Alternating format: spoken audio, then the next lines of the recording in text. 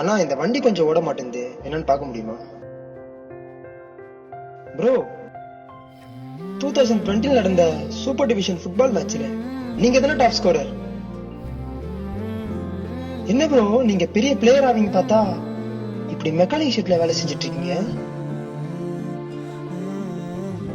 அதெல்லாம் மாறி ரொம்ப நாள் ஆச்சு ப்ரோ. பேஷன்லாம் பசிய நிரப்பாது. 8 மணி நேரம் வேலை, 10,000 ரூபாய் சம்பளம். சேர்ந்த 2 நாள் ரொம்ப கஷ்டமா இருந்துச்சு, வலி உயிர் போச்சு. ஆனா ஃபேமிலியோட கஷ்டத்தை பாக்குறப்போ இது ஒன்னும் பெருசா தெரியல, அப்படியே பழகிச்சு ப்ரோ.